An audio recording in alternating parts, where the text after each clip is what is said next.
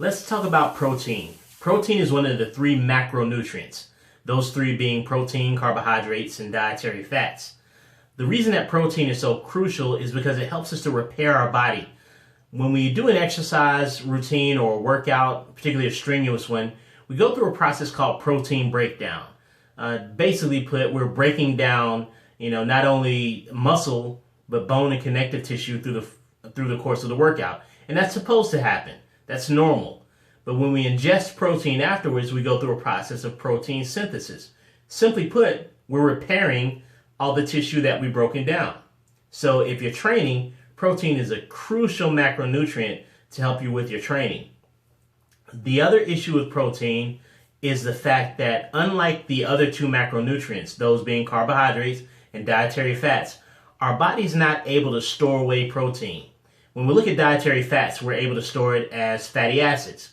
When we look at carbohydrates, we're able to store that as glucose, or in the muscles, basically glycogen. It's a broken down form of carbohydrates. Protein's broken down form is amino acids, and the amino acid pools that pool up in the cells of our body, they drop over the course of the day. I guess the best way to look at it would be if you tried to fill up a sink that doesn't have a drain stopper. If you dump like a bucket of water into the sink, it'll fill up momentarily, but eventually it'll drain back down. That's how the amino acids, the broken down form of protein, acts in our body. So if we know that a protein is so crucial to repairing our body from the stress of a workout, and we know that we need it pretty much all day long, and we know that the amino acid pools drain down, then we know that we need to have servings of protein throughout the entirety of the day to make sure that those body processes happen the way that they're supposed to. Another key thing about protein involves TEF, the thermic effect of feeding or thermic effect of food. That simply put is the amount of calories that you burn by eating certain types of food. And even though we don't burn very many calories when we eat dietary fats, and we don't burn a lot of calories when we eat and digest carbohydrates, in the case of protein, it's totally different. We burn about 25% or 30% of the amount of calories of protein that we take in. Simply put, if we ate 100 calories worth of protein, we would burn anywhere from 25 to 30 calories just through the process of digesting that protein.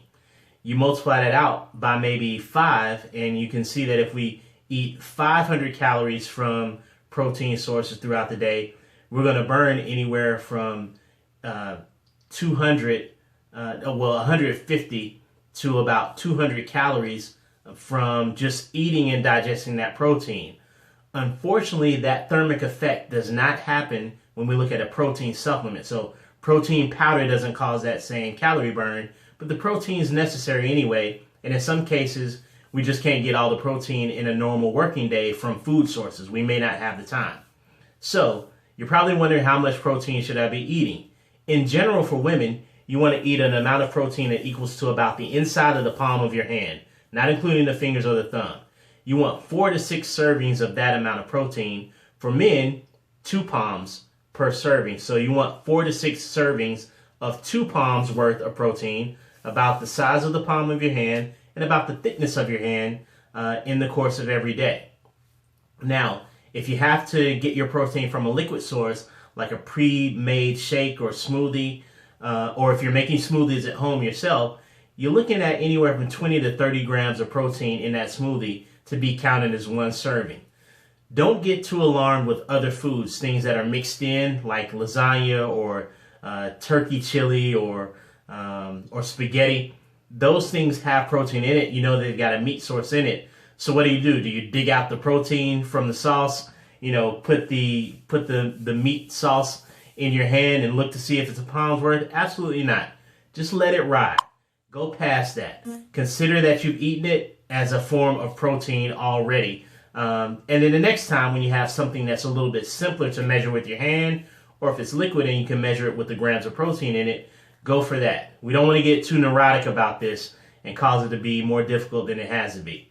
Let's keep it simple, all right?